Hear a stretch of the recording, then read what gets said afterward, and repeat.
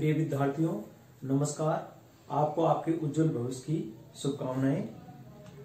आज हम ज्योग्राफी के कुछ क्रिटिकल टॉपिक्स की चर्चा करेंगे। देखिए, भूगोल और भूगोल के जनक हैं हिकेटियस, और इन्होंने एक पुस्तक लिखी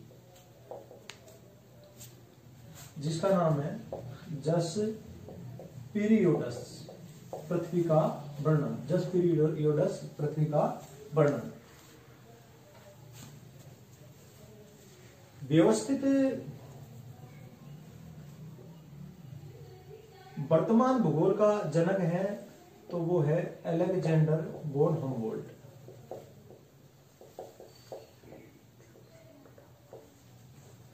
और व्यवस्थित भूगोल का जनक है तो वो है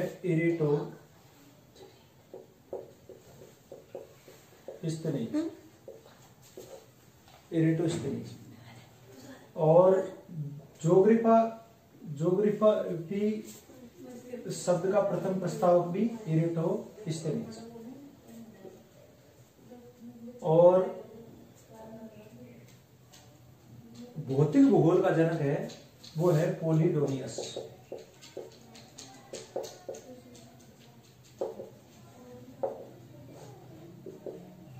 और विश्व जो ग्लोब है उसका निर्माता है वो है मार्टिन बेहन। और भौगोलिक विश्वकोश का जो रचनाकार है वो है स्ट्राबो।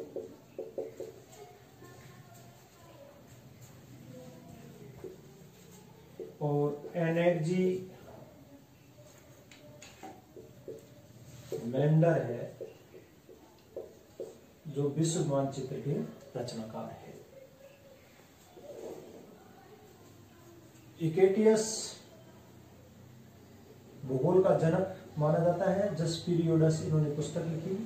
और वर्तमान भूगोल का जनक अलेक्जेंडर वॉन हम्बोल्ट को माना जाता है। और व्यवस्थित भूगोल का जनक इरेटोस्थेनीज को माना जाता है, जिन्होंने ज्योग्राफी का शब्द है उसका प्रथम प्रस्ताव इरेटोस्थेनीज। पोलिडोनियस है जो भौतिक भूगोल का जनक माना जाता है। और मार्टिन बेहम है जो विश्व ग्लोब का निर्माता है। और विश्व मानचित्र का निर्माता एनेक्सिमेंडर है। और भौगोलिक विश्व का जो रचनाकार है वो स्ट्राबो है। तो ये एक सामान्य सी जानकारी। अब दो क्वेश्चन है। एक तो है पृथ्वी की आकृति किसके समान है। दूसरा क्वेश्चन है पृथ्वी की आकृति का क्या नाम है।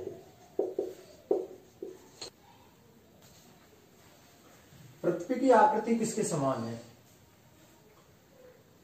तो देखिए, ऑप्शन नंबर ए गेंद के समान, बी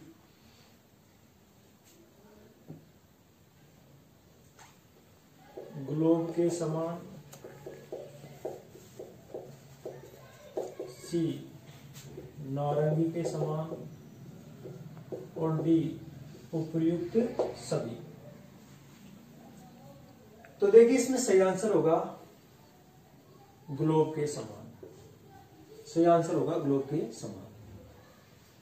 अगर पूछा जाए कि न्यूटन के अनुसार पृथ्वी की आकृति किसके समान है तो बताना है नारंगी के समान। अगर पूछा जाए कि कोपरनिकस के अनुसार, वैज्ञानिक कोपरनिकस के अनुसार पृथ्वी की आकृति किसके समान है तो गेंद के समान। नाम लेकर के पूछा जाए कोपरनिकस के समान के अनुसार पृथ्वी की आकृति किसके समान है तो गेंद के समान। और न्यूटन के अनुसार किसके समान है नारंगी के समान। लेकिन क्वेश्चन यह है पृथ्वी की आकृति किसके समान है तो आपका आंसर होगा ग्लोब के समान, ना कि उपयुक्त सभी। दूसरा क्वेश्चन है पृथ्वी की आकृति का क्या नाम है। तो देखिए ऑप्शन नंबर ए जियोड या पृथ्वाकार और बी लंबवक्ष गोलार्ध ओबलेट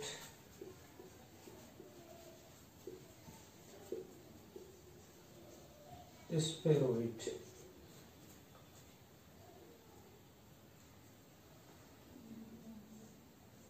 सी दोनों और डी उपयुक्त सभी। तो आपका आंसर होगा बी लंबवक्ष गोलार्ध, क्योंकि सबसे उपयुक्त जो नाम है वो है लंबवक्ष गोलार्ध। सबसे उपयुक्त नाम क्या है? लंबवक्ष गोलार्ध। इसलिए आंसर भी यही सही होगा।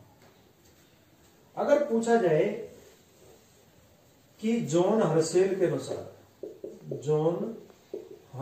के अनुसार पृथ्वी की आकृति का नाम क्या है, तब आपका आंसर होगा जियोडिया पृथ्वाकार। जब नाम लेकर के नहीं पूछा जाए, डायरेक्ट इसी तरीके से पूछा जाए कि पृथ्वी की आकृति का क्या नाम है, जब ये भी दे रखा हो, ये भी दे रखा हो, दोनों भी दे रखे हो, उपयुक्त सभी भी दे रखा हो, तब हमारा आंसर होगा लंबवक्ष गोलार्ध ओवलेट स्फेरॉइड। इसी प्रकार यहां भी है, पृथ्वी की आकृति किसके समान है या सबसे उपयुक्त आकृति कौन सी है, तो ग्लोब के समान। आंसर यही सही है। अगर पूछा जाए कोपरनिकस के अनुसार तो ये बताना है, न्यूटन के अनुसार तो ये बताना है। इसके आगे अब देखिए, आगे हम पृथ्वी की गतियों के बारे में चर्चा करते हैं। पृथ्वी की गतियां, देखिए पृथ्वी की गतियां दो प्रकार की होती है। एक तो होती है दैनिक गति। पहली क्या होती है? दैनिक गति। दैनिक गति को घूर्णन गति भी बोलते हैं और परिभ्रमण गति भी बोलते हैं। दूसरी होती है वार्षिक गति, और वार्षिक गति को हम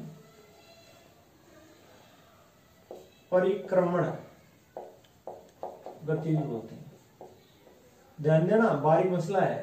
परिक्रमण और परिभ्रमण, तो परिभ्रमण गति तो कौन सी है? दैनिक।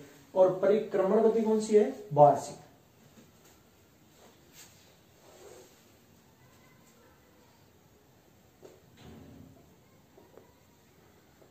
देखिए इसमें ये दैनिक गति है कि अपनी धुरी पर इस तरीके से घूमती है। पृथ्वी अपनी धुरी पर घूमती है तो उसको दैनिक गति कहते हैं।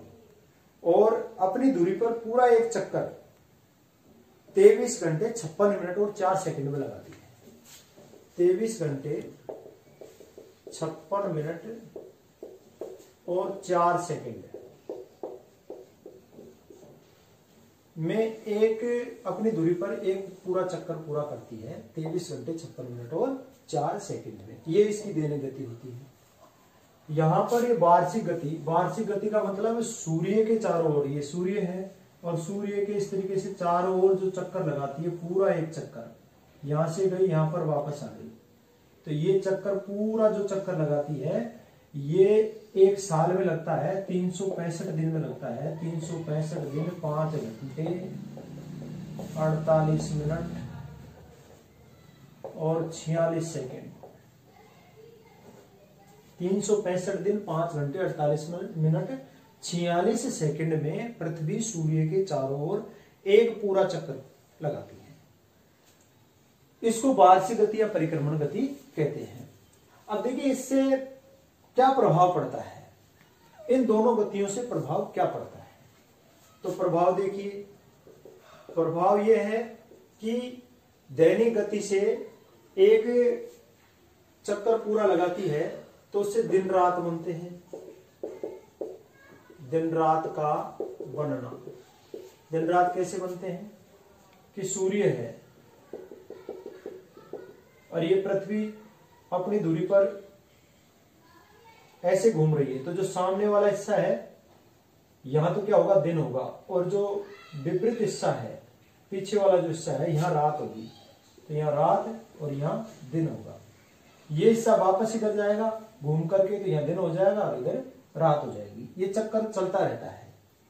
तो अगर मान लो पृथ्वी स्थिर होती, अपनी दूरी पर चक्कर नहीं लगाती, तो दिन रात नहीं बनते। सामने वाला हिस्सा है वो रात दिन ही रहता और पीछे वाला हिस्सा है वो रात ही रहती। लेकिन ऐसा नहीं है, ये अपनी दूरी पर घूमती है, इसलिए दिन रात बनते हैं। दूसरा क्या है, मौसम परिवर्तन। मौसम परिवर्तन आपको पता है, कभी आंधी तो कभी तूफान, कभी बरसात, कभी क्या ऐसे चलता रहता है। तापमान कम ज्यादा, रात दिन का अलग अलग, सुबह शाम का अलग अलग, दोपहर का अलग। तो मौसम का जो परिवर्तन है वो भी दैनिक गति पर निर्भर करता है। तो दिन रात का बनना और मौसम परिवर्तन ये दैनिक गति पर निर्भर करता है। इसका दैनिक गति से ये प्रभाव पड़ता है। आपसे पूछा जाए कि मौसम परिवर्तन पृथ्वी की कौन सी गति के कारण है, तो दैनिक गति के कारण। फिर वार्षिक गति की बात करें हम, तो वार्षिक गति में देखिए आप, एक तो वर्ष का बनना, वार्षिक गति है तो वर्ष तो बनेगी, वर्ष का बनना पूरा राउंड लगा देती है, तो इससे वर्ष, एक वर्ष बन जाता है। सूर्य के चारों ओर एक पूरा चक्कर लगाती है पृथ्वी, तो इससे एक वर्ष बनता है। और दिन रात की अवधि में परिवर्तन आपको पता है कि, और हम अक्षांश और देशांतर रेखाओं में भी आपको बताएंगे कि दिन और रात किस हिसाब से, कभी रात बड़ी विशेष क्षेत्र में तो कभी रात छोटी विशेष क्षेत्र में, कभी एक विशेष क्षेत्र में दिन बड़ा हो जाता है और कभी छोटा भी होता है। तो वो आपको अक्षांश और देशांतर रेखाओं में और चर्चा करेंगे उस पर। तो अभी आप इतना ही, दिन रात की अवधि में जो परिवर्तन होता है, कभी छोटी रातें होती है तो कभी बड़ी रातें होती है, कभी बड़े दिन होते हैं तो कभी छोटे दिन होते हैं। तो इनकी जो अवधि में जो परिवर्तन है वो भी क्या है, वार्षिक गति के कारण होता है। तीसरा है ऋतु परिवर्तन। ये ऋतु परिवर्तन है, कभी शीत ऋतु है, कभी ग्रीष्म ऋतु है। तो ये ऋतु जो परिवर्तन है ये किस की वजह से है, वार्षिक गति के कारण है। इसे ऋतु परिवर्तन, लेकिन आपसे क्वेश्चन पूछा जाएगा ऋतु का निर्माण, ऋतु का निर्माण, ऋतु परिवर्तन तो वार्षिक गति के कारण हो रहा है, लेकिन ऋतु निर्माण किस कारण हो रहा है? तो ऋतु निर्माण पृथ्वी के अपने अक्ष पर झुकाव के कारण होता है। पृथ्वी के अपने अक्ष पर झुकाव के कारण होता है। ये अक्ष क्या है? झुकाव, अक्ष पर झुकाव। देखिए ये पृथ्वी है, ये 0 डिग्री देशांतर रेखा, और ये 0 डिग्री अक्षांश यानी भूमध्य रेखा। इस तरीके से ये पृथ्वी ये एकदम, इसके जो उत्तरी अक्ष और दक्षिणी अक्ष है जो एकदम उत्तर दक्षिण में सीधे ना होकर के 23.5 डिग्री झुके हुए हैं, 30 डिग्री 30 मिनट ये झुका हुआ है। तो ये अक्षीय झुका हुआ है इसका ये, और ये कक्षा तल ये यहां से, और ये 90 डिग्री है। 90 डिग्री में से ये झुक गया कितना, 23.5 डिग्री, और 90 में से फिर ये बच कितना गया, 66.5 डिग्री। ये कक्षा तल का झुकाव हो गया। ये तो अक्षीय झुकाव हो गया, और ये जो इतना गैप है ये 66.5 डिग्री का जो झुकाव है ये कक्षा तल का झुकाव है। तो पृथ्वी का जो अक्षीय झुकाव है वो कितना है, 23.5 डिग्री। ये अगर पृथ्वी अपने अक्ष पर इस तरीके से झुकी हुई नहीं होती तो ऋतु का निर्माण नहीं होता।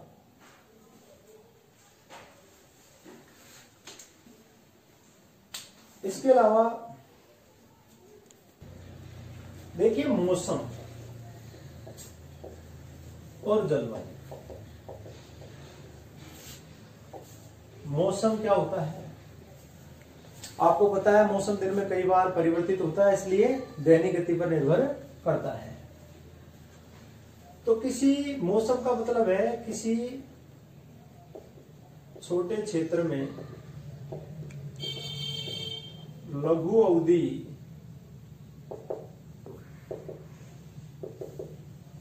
की वायुमंडलीय दशाओं को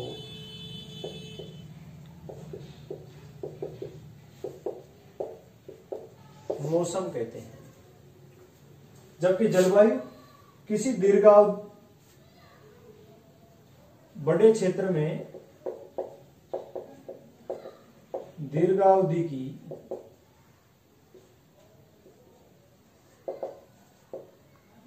औसत मौसमी घटनाओं का योग जलवायु कहलाता है। भारत में 35 से 50 वर्षों के आंकड़ों के आधार पर होता है। प्रिय विद्यार्थियों, नमस्कार। आपको आपके उज्जवल भविष्य की शुभकामनाएं। आज हम अक्षांश और देशांतर रेखाओं के बारे में अध्ययन करेंगे। अक्षांश व देशांतर।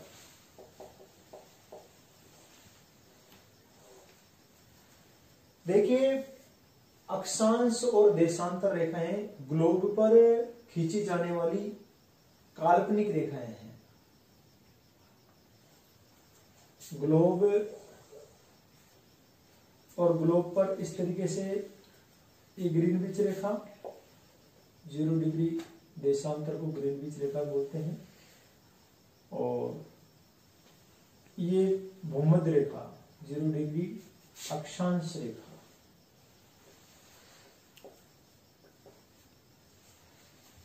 तो ये अक्षांश रेखाएं हैं।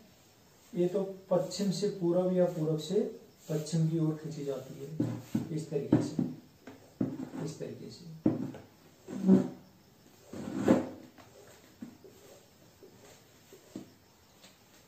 और जो ये देशांतर रेखाएं हैं, ये अर्धवृत्ताकार आकृति में इस तरीके से जो खींची जाती है। तो ये ग्लोब पर खींची जाने वाली काल्पनिक रेखाएं हैं, और इनसे अक्षांश रेखाओं से तो स्थिति निर्धारण,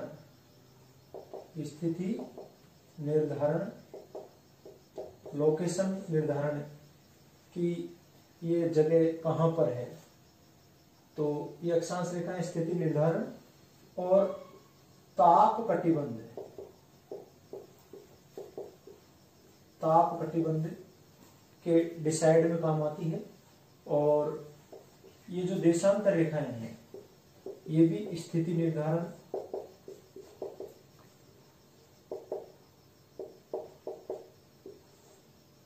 व समय ज्ञात करने के काम आती है कि फला स्थान पर कौन सा टाइम है या कौन सा समय है। तो समय के निर्धारण में और स्थिति के निर्धारण में काम आने वाली रेखाएं देशांतर रेखाएं, और स्थिति निर्धारण और ताप कटिबंध के निर्धारण में काम आने वाली रेखाएं अक्षांश रेखाएं।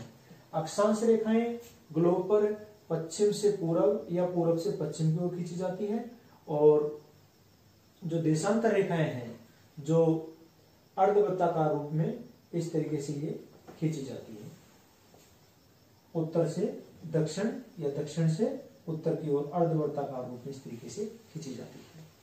तो ये है देशांतर रेखाएं। अब देशांतर रेखाएं और अक्षांश रेखाएं, तो अक्षांश रेखाओं की संख्या कितनी है?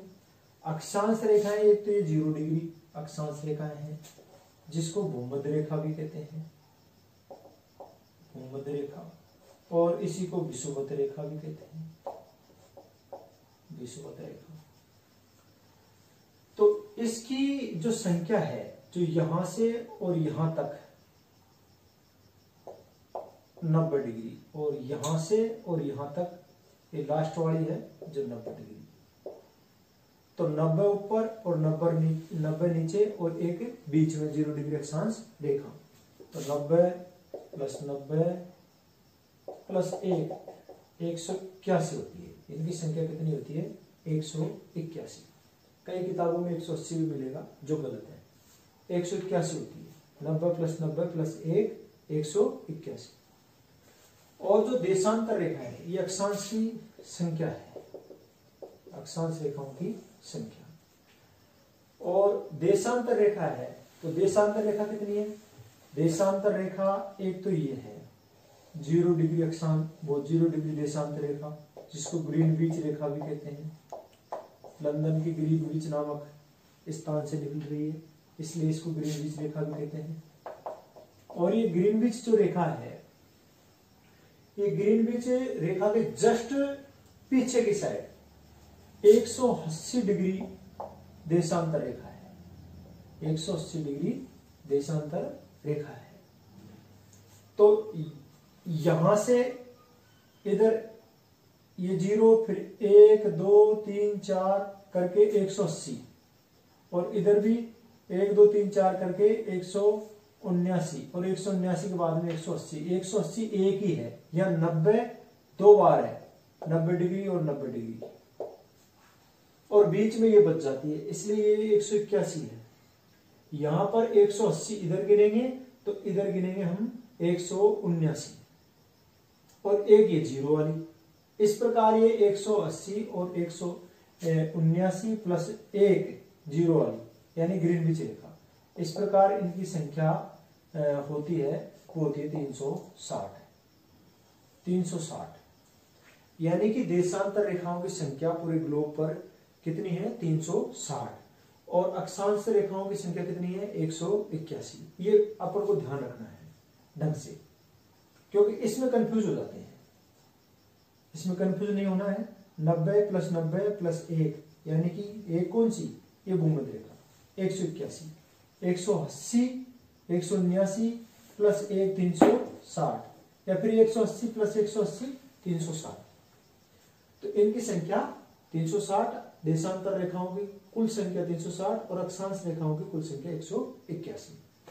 अब देखिए, दो अक्षांश रेखाओं के बीच का स्थान है, उसको जोन या कटिबंध कहते हैं। क्या कहते हैं? जोन या कटिबंध। दो अक्षांश रेखाओं के बीच के स्थान को जोन या कटिबंध कहते हैं। जबकि दो देशांतर रेखा, एक ये रेखा एक ये रेखा, तो दो देशांतर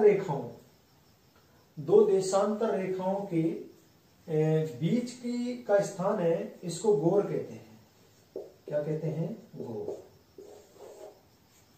दो देशांतर रेखाओं के बीच के स्थान को गोर कहते हैं, और दो अक्षांश रेखाओं के बीच के स्थान को कटिबंध या जोन कहते हैं। चलो,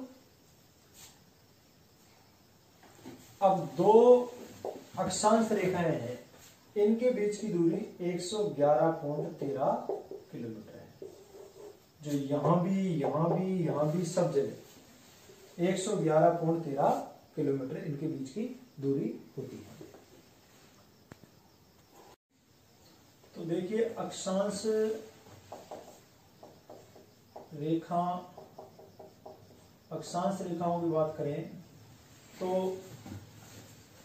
इसके जो ताप कटिबंध है,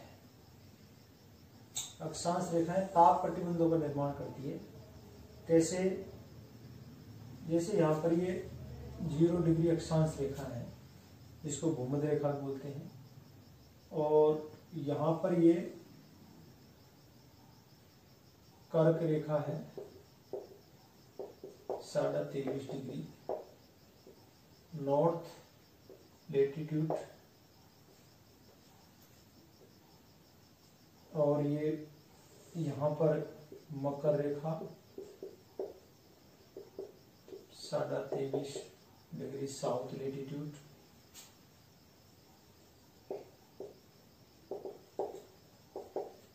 ये यहां पर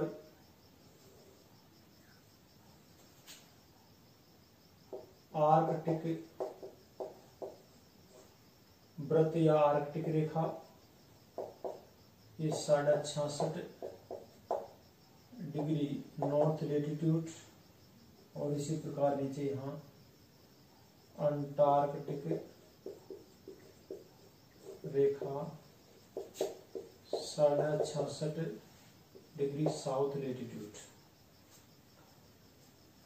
और यहाँ पर ये 90 डिग्री, यहाँ पर ये 90 degree south latitude, north latitude, ये उत्तरी ध्रुव, ये दक्षिणी ध्रुव। अब ये यहाँ पर, क्योंकि सूर्य की किरणें ज्यादातर यहाँ सीधी पड़ती है इस क्षेत्र में, कर्क रेखा और मकर रेखा के बीच में, तो इसको कहेंगे उष्ण कटिबंध या उष्ण कटिबंधीय क्षेत्र। और यहां पर क्योंकि सूर्य की किरणें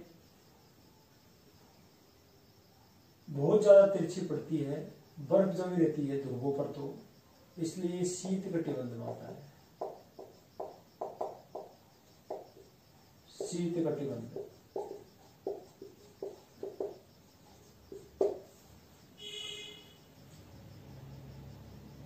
और इस क्षेत्र के और इसके बीच में, आर्कटिक और कर्क रेखा के बीच में और मकर और अंटार्कटिक रेखा के बीच में शीतोष्ण कटिबंध, शीतोष्ण कटिबंध क्षेत्र होता है।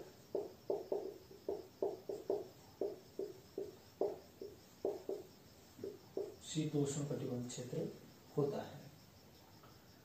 अब देखिए इसमें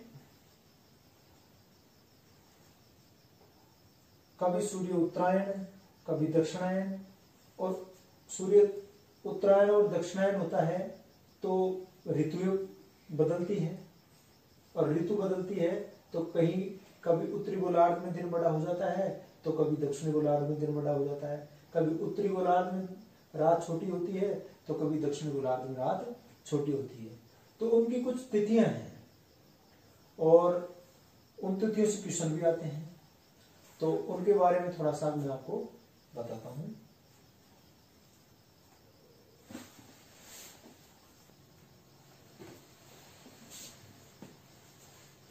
तो देखिए ये पृथ्वी 0 डिग्री अक्षांश रेखा, ये कर्क रेखा, ये मकर रेखा। अब सूर्य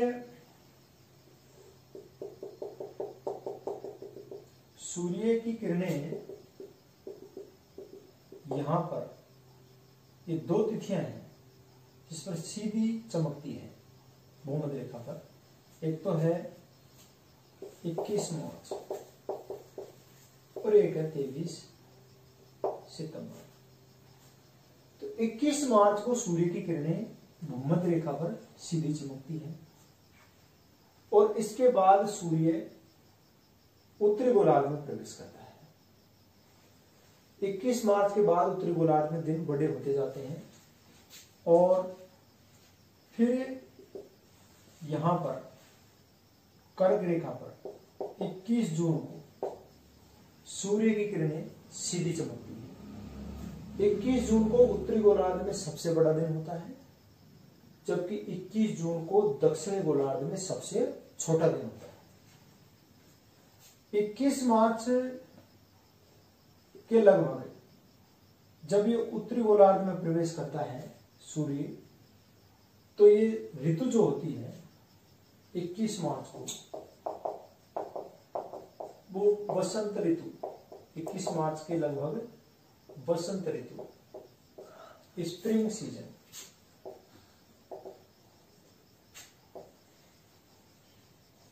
वसंत ऋतु आती है। और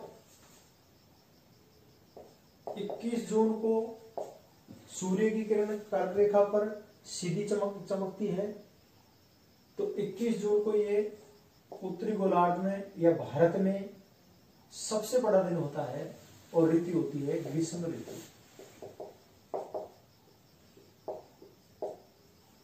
समर सीजन।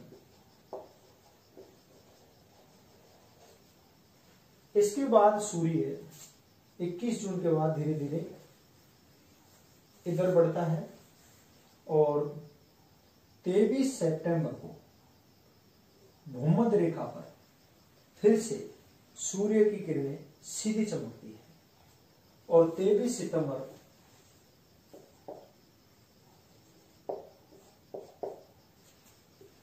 के लगभग शरद ऋतु का आगमन होता है।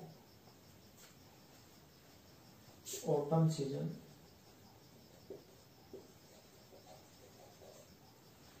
शरद ऋतु का आगमन होता है और इसके बाद में 22 दिसंबर को सूर्य की किरणें मकर रेखा पर सीधी चमकती है और दक्षिण गोलार्ध में, क्योंकि 0 डिग्री अक्षांश रेखा या भूमध्य रेखा के जो दक्षिण वाला स्थान है ये दक्षिण गोलार्ध और उत्तर वाला स्थान है उत्तरी गोलार्ध। तो दक्षिण गोलार्ध में सबसे बड़ा दिन होता है 22 दिसंबर को, जबकि उत्तरी गोलार्ध में सबसे छोटा दिन होता है 22 दिसंबर को। क्योंकि भारत भी उत्तरी गोलार्ध में, इसलिए भारत में भी 22 दिसंबर को सबसे छोटा दिन और 21 जून को सबसे बड़ा दिन। तो 22 दिसंबर, ये 22 दिसंबर को शीत ऋतु विंटर सीजन, 22 दिसंबर को विंटर सीजन। अब देखिए ऋतुओं में भी जैसे दिन बड़ा छोटा, यहां पर दिन बड़ा 21 जून को उत्तरी गोलार्ध में, जबकि 21 जून को दक्षिण गोलार्ध में दिन छोटा। 22 दिसंबर को दक्षिण गोलार्ध में दिन बड़ा, सबसे बड़ा, लेकिन उत्तरी गोलार्ध में सबसे छोटा दिन। उत्तरी गोलार्ध में सबसे छोटा दिन 22 दिसंबर और दक्षिण गोलार्ध में सबसे बड़ा दिन 22 दिसंबर। अब ऋतु भी ऐसे ही चेंज कि 22 दिसंबर को यहां पर विंटर सीजन है। कहां पर? उत्तरी गोलार्ध। उत्तरी गोलार्ध के परिप्रेक्ष्य में ही ऋतु है। उत्तरी गोलार्ध में विंटर सीजन है 22 दिसंबर को, लेकिन 22 दिसंबर को दक्षिणी गोलार्ध में कौन सी ऋतु है? ग्रीष्म ऋतु। ये ऋतु, क्योंकि ये ऋतु यहां पर 21 जून को आ रही थी, जबकि दक्षिण गोलार्ध में ये ऋतु कब आएगी? 22 दिसंबर। भाई 22 दिसंबर को मकर रेखा पर सीधा चमक रहा है दक्षिण गोलार्ध में, तो दक्षिणी गोलार्ध में 22 दिसंबर को सबसे बड़ा दिन है। सबसे बड़ा दिन है तो दक्षिणी गोलार्ध में ऋतु कौन सी होगी? ग्रीष्म ऋतु होगी। दक्षिणी गोलार्ध में ऋतु कौन सी होगी? ग्रीष्म ऋतु होगी। जबकि उत्तरी गोलार्ध में 22 दिसंबर को कौन सी ऋतु होगी? उसके आसपास कौन सी ऋतु होगी? शीत ऋतु होगी। इसी प्रकार यहां भी, या 21 मार्च के बाद उत्तरी गोलार्ध में बसंत ऋतु आ रही है, जबकि यहां कौन सी ऋतु आएगी? यहां पर आएगी शरद ऋतु। यहां पर शरद ऋतु है। और यहां पर 23 सितंबर के बाद, सितंबर के बाद में उत्तरी गोलार्ध में शरद ऋतु आ रही है, तो यहां पर कौन सी ऋतु हो जाएगी? बसंत ऋतु। दक्षिण गोलार्ध में बसंत ऋतु है तो उत्तरी गोलार्ध में शरद ऋतु है। तो ऐसा सिस्टम चलता है इसमें, उल्टा। भाई जो ऋतु यहां है वो यहां नहीं है, यहां है वो यहां नहीं है, यहां बड़ा तो यहां छोटा, उसी तिथि को, यहां छोटा तो यहां बड़ा। तो कहने का मतलब है कि बसंत ऋतु 21 मार्च को, ये सारी ऋतुएं उत्तरी गोलार्ध के परिप्रेक्ष्य में है और दक्षिणी गोलार्ध के परिप्रेक्ष्य में उल्टी हो जाएंगी। 21 मार्च को उत्तरी गोलार्ध में बसंत ऋतु है तो दक्षिणी गोलार्ध में कौन सी ऋतु होगी? शरद ऋतु होगी। 21 जून को उत्तरी गोलार्ध में ग्रीष्म ऋतु है तो दक्षिण गोलार्ध में कौन सी ऋतु होगी? शीत ऋतु। और 23 सितंबर को शरद ऋतु है उत्तरी गोलार्ध में, तो दक्षिण गोलार्ध में बसंत ऋतु होगी। 22 दिसंबर को उत्तरी गोलार्ध में शीत ऋतु है तो दक्षिण गोलार्ध में ग्रीष्म ऋतु होगी। इसका कॉन्सेप्ट यही है। अब देखिए विषुव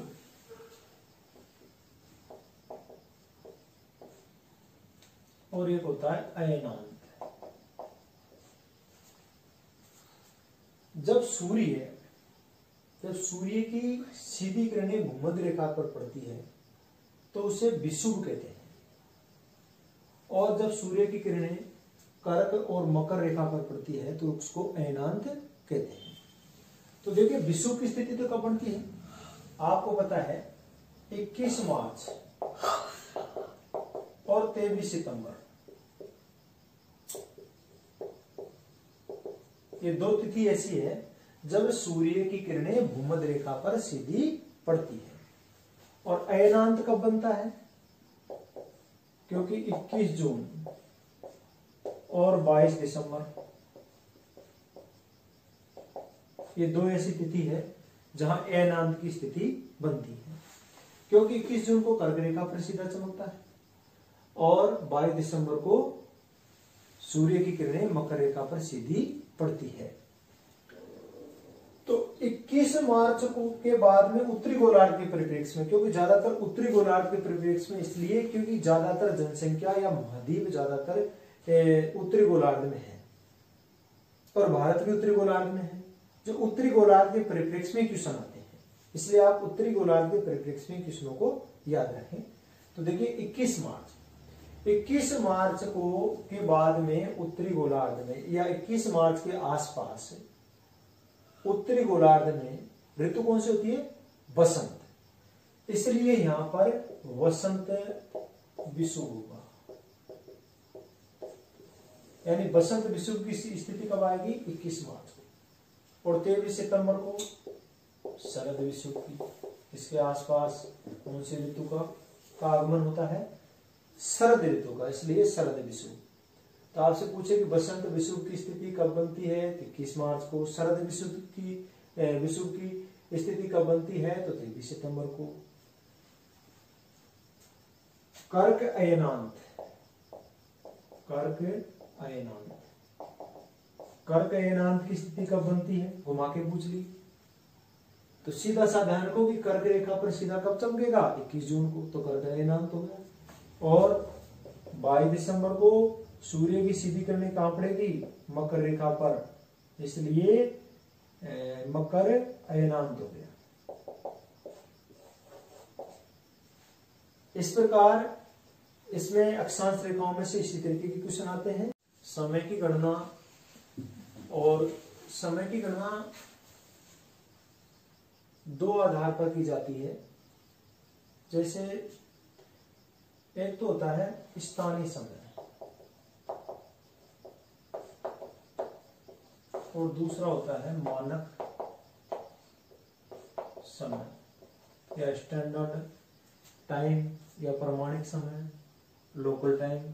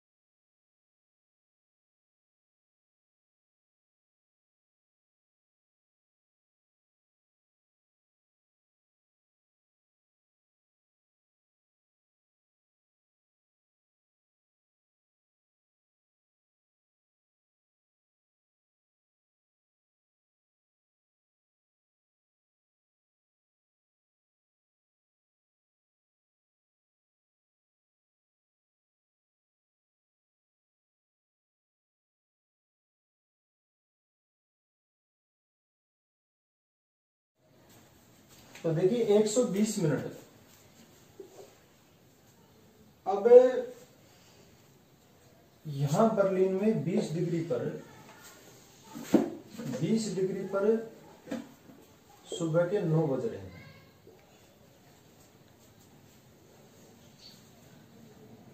तो 50 डिग्री, और 50 डिग्री पे कौन सी, वही ईस्ट, पूर्वी देशांतर। 120 मिनट के हो गए 2 घंटे।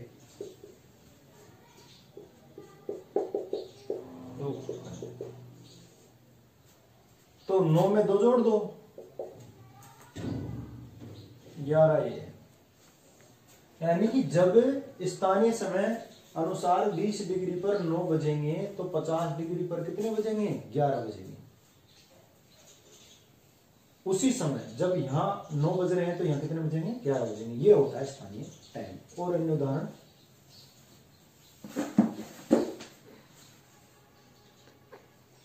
तो देखिए दूसरा उदाहरण,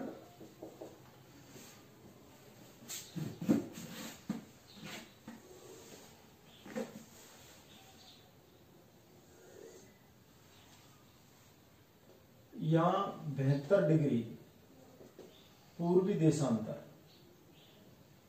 और ये 30 डिग्री पूर्वी देशांतर। यहां पर 3 PM का समय है, तो यहां पर क्या होगा, तो इसमें से घटा लो 72 में से, 72 माइनस 30, 42 डिग्री का अंतर है। भाई बैक में आएगा, ये पीछे का पूछ रहा है, आगे का पूछते तो भी वही घटाना पड़ता, उसको प्लस कर देते, अब इसको घटा देंगे। पीछे का पूछ रहे हैं तो घटा देंगे, आगे का पूछ रहे हैं तो जोड़ देंगे। तो 42 इंटू 4, 168 मिनट, 168 मिनट। तो देखिए ये वही 60 का भाग दे दो इसमें, 168 में।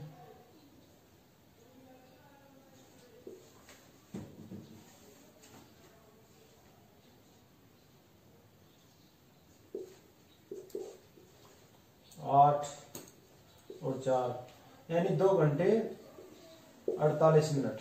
जो शेषफल होता है वो मिनट होता है, और जो भागफल होता है वो घंटा होता है। 2 घंटे और 48 मिनट।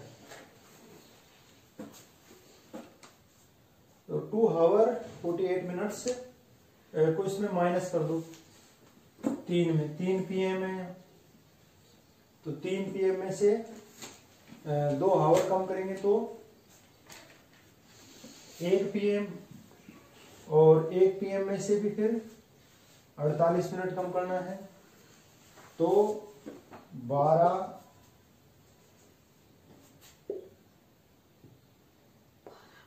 बजकर 12 मिनट, 12 बजकर 12 मिनट PM। जब यहां 3 बजते हैं, दोपहर बाद 3 बजते हैं, तो यहां दोपहर के 12 बजकर 12 मिनट होता है। ये टाइम लोकल टाइम, यहाँ का स्थान है। इसी प्रकार और दूसरा उदाहरण है,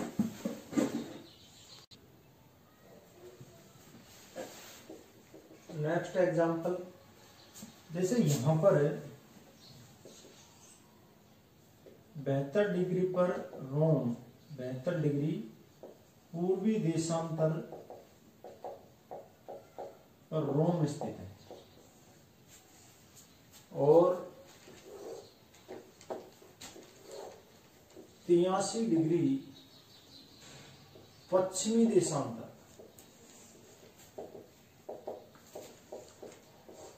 पश्चिमी देशांतर पर सेंट पीटर्सबर्ग है, सेंट पीटर्सबर्ग है।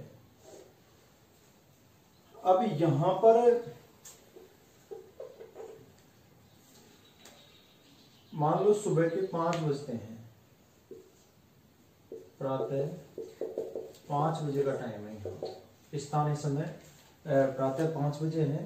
तो जब यहाँ 5 बज रहे हैं तब यहाँ कितने बजेंगे? तो देखिए ये पूर्वी देशांतर है, फिर बीच में ग्रीनविच आ गई और ये पश्चिमी देशांतर। जब ऐसी कंडीशन हो तो दोनों को जोड़ देंगे। जब एक ही गोलार्ध का मामला हो, पूर्वी गोलार्ध का मामला होता तो घटा देते, या पश्चिम का होता तो घटा देते, और जो भी आगे और पीछे का मामला होता उसको या तो जोड़ देते या समय को या तो जोड़ देते या समय को घटा देते। लेकिन अब ये दोनों गोलार्धों का मामला है तो दोनों को जोड़ दीजिए।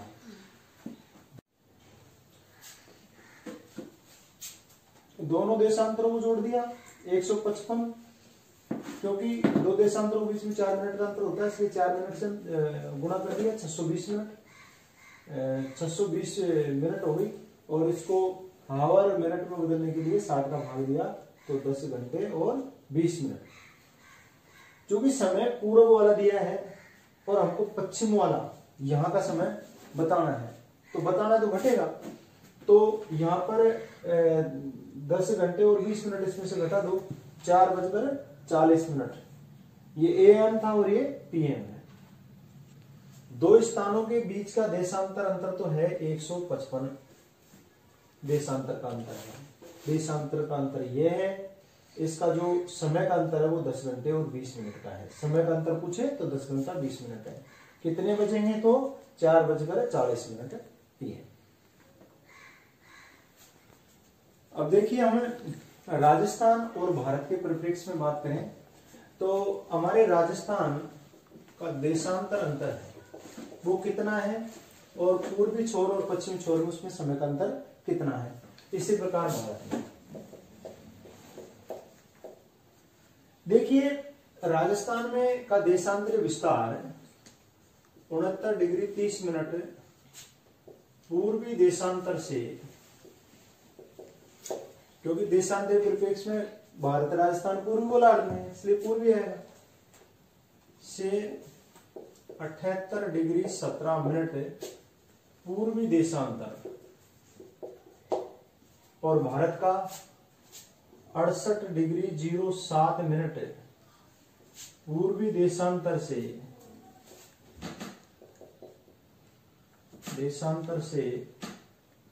97 डिग्री 25 मिनट ईस्ट लॉन्गिट्यूड पूर्वी देशांतर। अब देखिए ये मिनट क्या होता है, देखो ये कंफ्यूज कर रहा होगा आपको, इसका थोड़ा क्लियर कर देता हूं आपको कि चाहे वो देशांतर हो चाहे अक्षांश हो। जैसे ये दो अक्षांश हैं,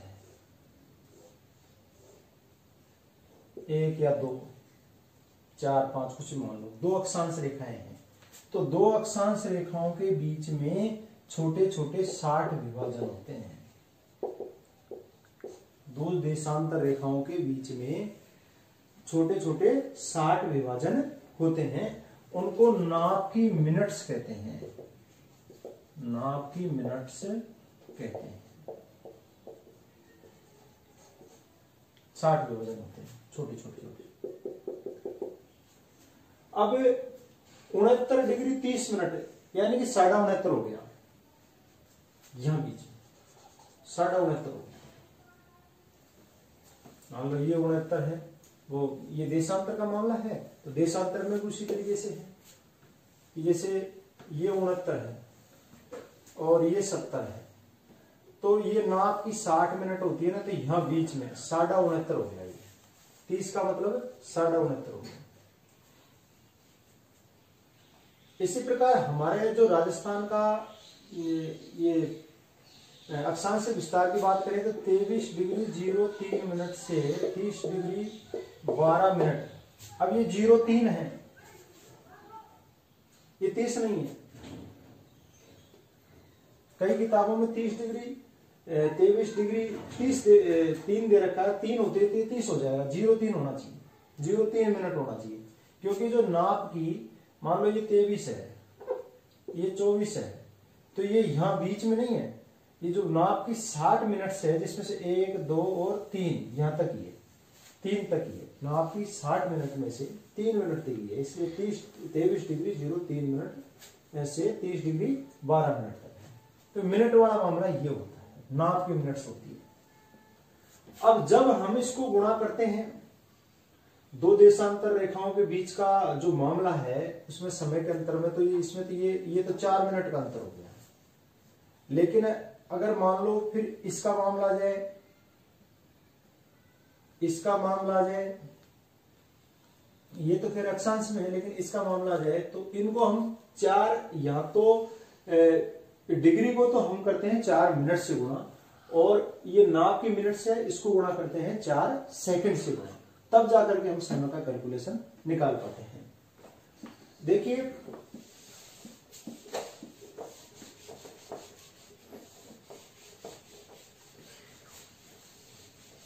अब आपके ऐसे क्वेश्चन आए कि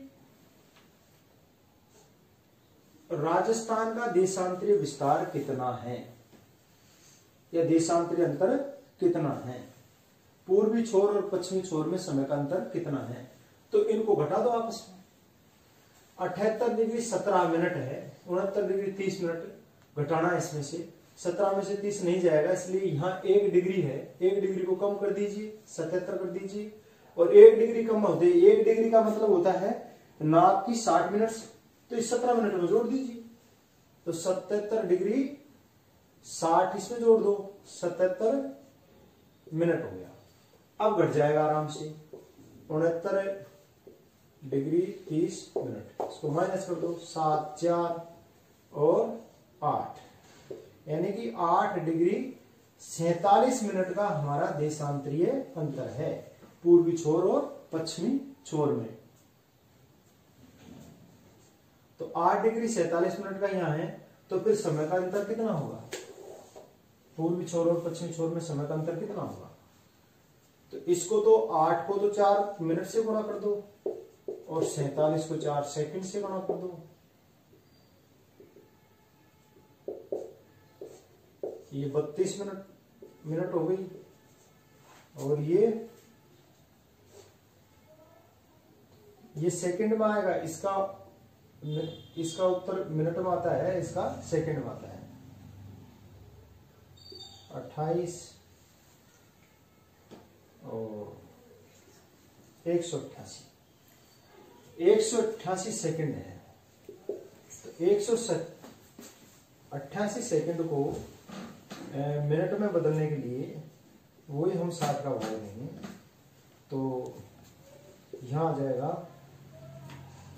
3 मिनट और 8 सेकंड, 32 मिनट जोड़ दो, 35 मिनट और 8 सेकंड।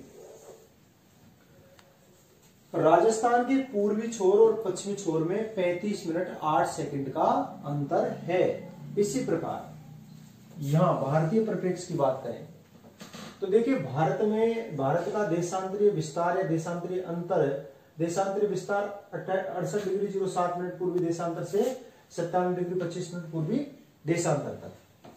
तो इसमें देखिए, इसको घटा लीजिए, अंतर आ जाएगा, देशांतर होगा, ये आराम से घट जाएगा, क्योंकि 07 है, ये 7 नहीं है, 07 है, क्योंकि 70 तो मिनट होती नहीं है ना। और ये हो गया 18, और इसमें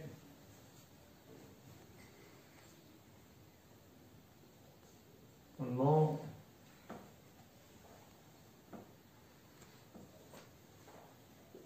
29 डिग्री 18 मिनट।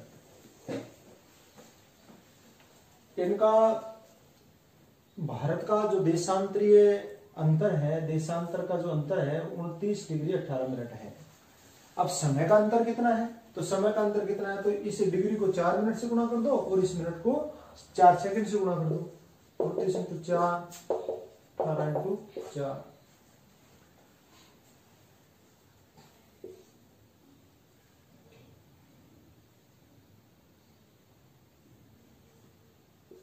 एक 116 मिनट तो ये हो गई,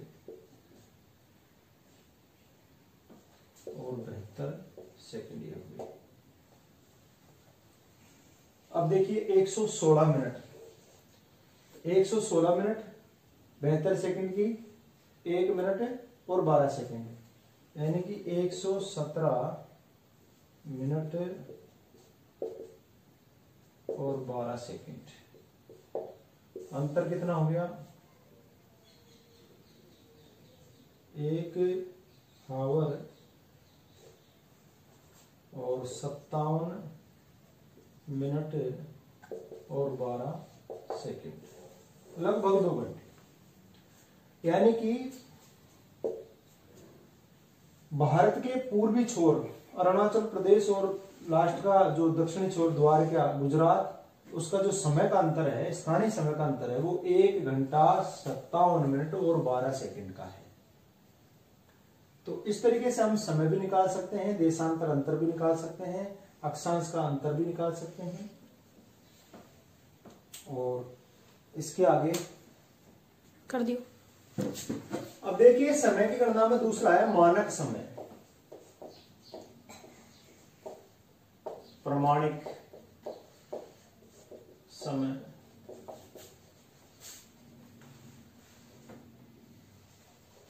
स्टैंडर्ड टाइम।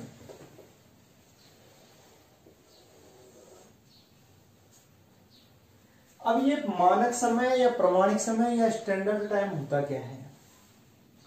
देखिए स्थानीय समय जो आपको बताया कि अलग अलग जगह का अलग अलग होता है, हर देशांतर का हर देशांतर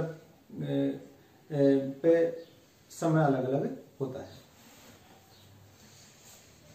तो मानक समय या प्रमाणिक समय क्यों अपनाया जाता है?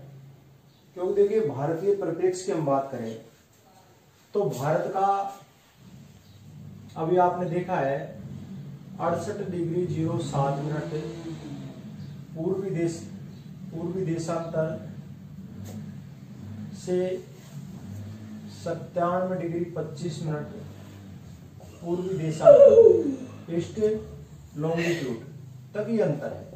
अब समय अलग अलग 68 पर अलग होगा, 69 पर अलग होगा, 70 पर अलग होगा, 80 पर अलग होगा, 95 पर अलग होगा, तो समय अलग अलग होगा सब जगह, तो ये विषमता हो जाएगी।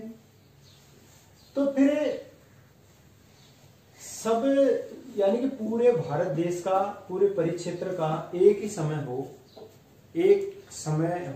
उसका एक समय के आधार पर ही जो समय का निर्धारण किया जा सके, तो उसके लिए एक कोई रेखा को चुनी जाती है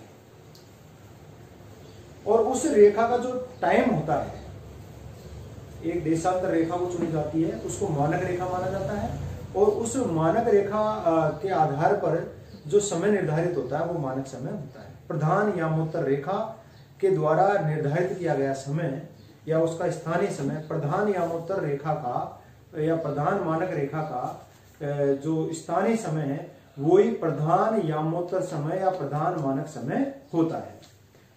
भारत ने 82.5 डिग्री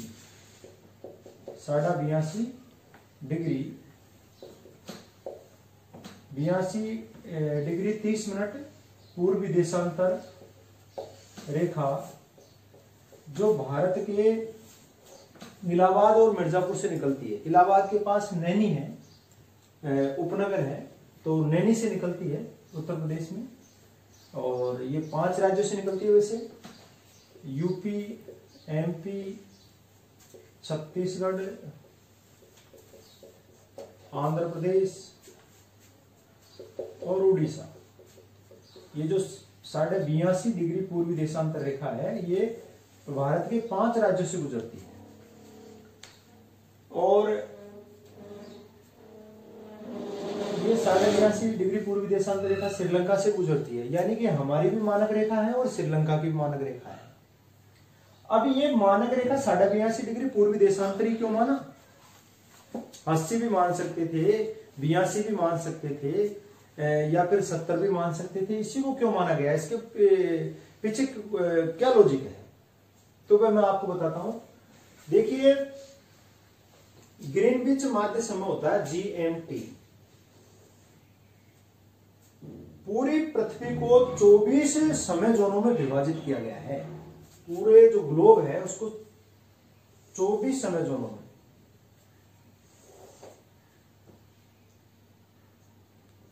ये 0 डिग्री, 15 डिग्री, 15 डिग्री, 30 डिग्री, 45, 60, 15-15 के अंतर से 75, 90, 105, इस तरीके से 360 लास्ट तक 360 रेखाएं हैं। तो 15 डिग्री।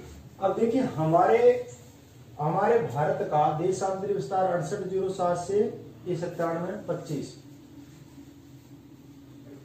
तो हमारे यहाँ पर ये तो ये 75 और ये 90, ये दो समय जोन है, ये निकलते हैं भारत से। 2 समय जोन निकलते हैं, 75 और 90। ये 60 भी नहीं निकलता, 105 भी नहीं निकलता। अब 2 समय जोन है, तो 2 समय जोन के बीच का, यानी कि ये समय जोन है जो ये 7.5 तक काम करेगा, आगे तक 82.5 तक, और पीछे तक भी यहां तक ये काम करेगा 67.5 तक, 67.5 तक, ये 67.5 तक, ये भी 67.5 तक, ये 82.5 तक 7.5 जोड़ेंगे 82.5 हो जाएगा, और ये भी 82.5 हो जाएगा। ये घटाएंगे तो 7.5 घटाएंगे तो आगे पीछे 7.5 तक। तो इसलिए इस 82.5 डिग्री पूर्वी देशांतर रेखा को भारत की मानक समय रेखा मान ली। भारत का देशांतरीय विस्तार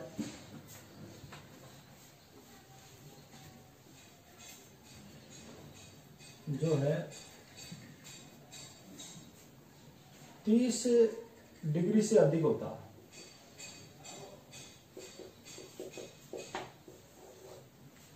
तो हमको 2 समय विभाजक बनाने पड़ते, यानी हमारा जो देशांतरीय विस्तार है, जो यहाँ 67 पूर्व देशांतर से भी नीचे 67 या 66 भी होता, और इधर जो 97.5 से अधिक होता, तो फिर हमको 2 समय विभाजक बनाना पड़ते। हमारे 2 मानक समय होते, क्योंकि 30 से कम था, इसलिए हमको एक ही समय विभाजक बनाना पड़ा और एक ही हमारी समय विभाजक रेखा बनानी पड़ी। रूस में 11 समय विभाजक हैं, और कनाडा में 5 है, यूएसए में 4 है, यूरोप और चाइना में 3 समय विभाजक हैं, और भारत में 1 समय विभाजक रेखा 82.5 डिग्री पूर्वी देशांतर है, जो हमारी मानक समय रेखा है और हमारा स्टैंडर्ड टाइम है। अब बात यह है कि ये 0 डिग्री देशांतर रेखा, ग्रीनविच रेखा है, यहां से जो हमारा ये समय है ये कितना आगे है, कि मान लो यहां पर रात के 12 बजते हैं,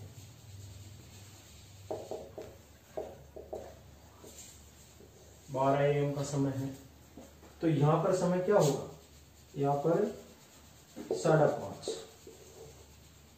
यानी कि ये जो हमारा जो मानक समय है, जो ग्रीनविच टाइम से कितना आगे है, 5.5 घंटे आगे है। ग्रीनविच टाइम से 5.5 घंटे आगे है, क्योंकि ये इसको तो 4 मिनट से गुणा कर दो, 328 मिनट, और इसको 4 सेकंड से गुणा कर दो, 120 सेकंड, 120 सेकंड की 2 मिनट, तो ये 330 मिनट हो गई। 330 मिनट की 5 घंटे और 30 मिनट हो गई। तो हमारा जो मानक समय है, जो ग्रीनविच टाइम से 5.5 घंटे आगे है, और मानक समय रेखा 82.5 डिग्री पूर्वी देशांतर रेखा है। तो ये मानक समय, प्रमाणित समय, स्टैंडर्ड टाइम, और ये जीएमटी से कैसे निकलता है वो आपको हम बता चुके। और इसके आगे हम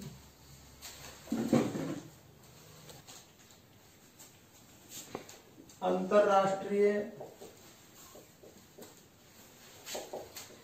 तिथि रेखा, इंटरनेशनल डेडलाइन, ये क्या होता है? देखिए,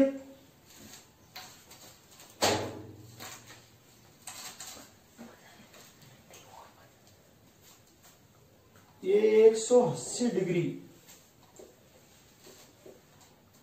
देशांतर रेखा है।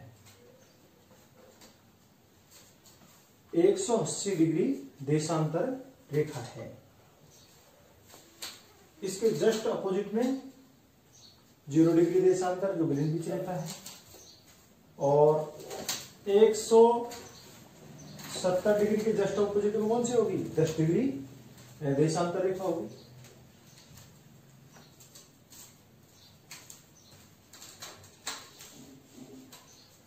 अब इसके समानांतर जो एक रेखा खींची गई है उसको अंतरराष्ट्रीय तिथि रेखा कहा गया है।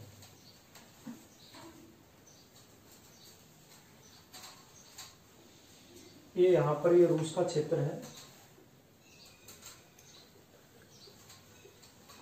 और फिर यहां पर फिर भूभाग आ गया, फिर यहां भूभाग,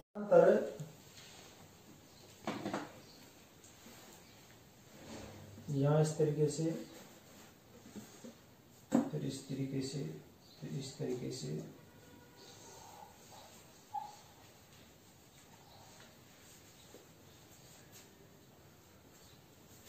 इस तिथि रेखा को 8 जगह से मोड़ा गया है।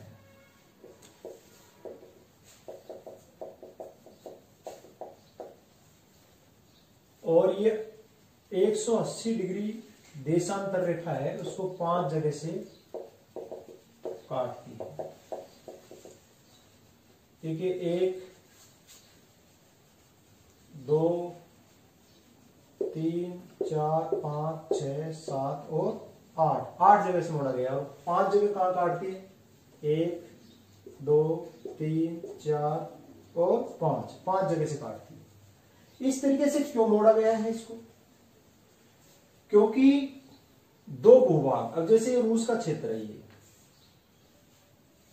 ये इधर अलास्का आ गया, ये बेरिंग जल सागर आ गया, तो यहां पर ये यहां अलग तिथि होती और यहां अलग तिथि होती, तो एक भूभाग पर 2 तिथि न हो, इसलिए इस अंतरराष्ट्रीय तिथि रेखा को इस तरीके से यहां से घुमाया गया।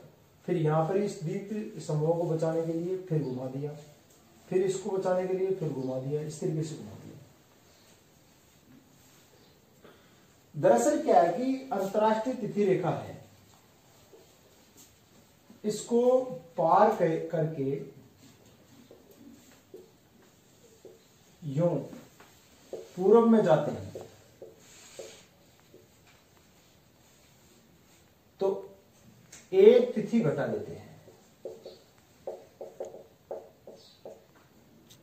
और इसको पार करके और पश्चिम में जाते हैं तो एक तिथि जोड़ देते हैं, प्लस कर देते हैं।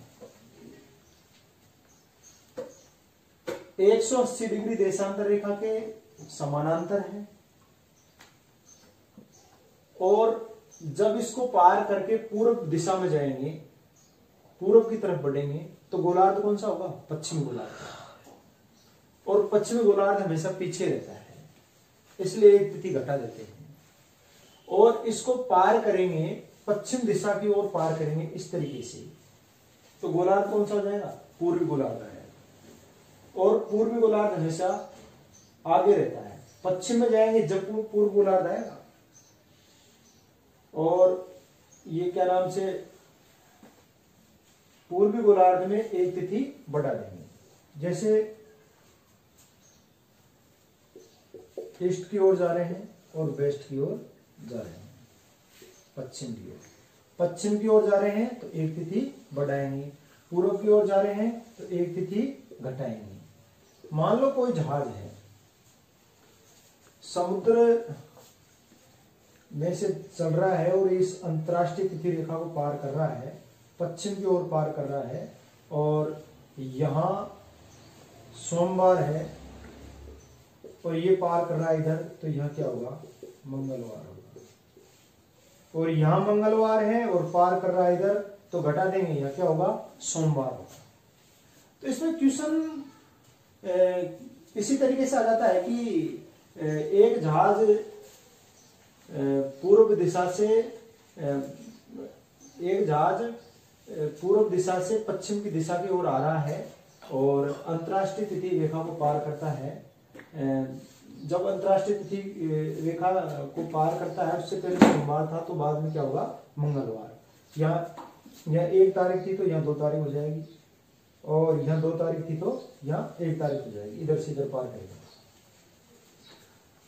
एक छोटा सा क्वेश्चन ये भी बन जाता है कि अंतरराष्ट्रीय तिथि रेखा को जलीय भाग से गुजारने के लिए 180 डिग्री के समानांतर कितनी जगह से मोड़ा गया है, तो 8 जगह से मोड़ा गया है। ये 180 डिग्री देशांतर रेखा को कितनी जगह से काटती है, तो 5 जगह से काटती है। तो हमारा जो ये अक्षांश और देशांतर रेखाओं से संबंधित टॉपिक था, पृथ्वी की गतियों के बारे में हमने आपको ये जानकारी दी है, ये आपको एक महत्वपूर्ण जानकारी दी है। और तो देखिए, आपको ये 3 टॉपिक्स, पृथ्वी की गतियां, अक्षांश रेखाएं और देशांतर रेखाएं, इनके बारे में आपको जानकारी दी गई है। आपको एकेडमिक और प्रतियोगी परीक्षाओं सभी के लिए समान रूप से ये उपयोगी टॉपिक हैं और इनको बारीक तरीके से समझाया गया है। आप इनका अध्ययन करें। धन्यवाद।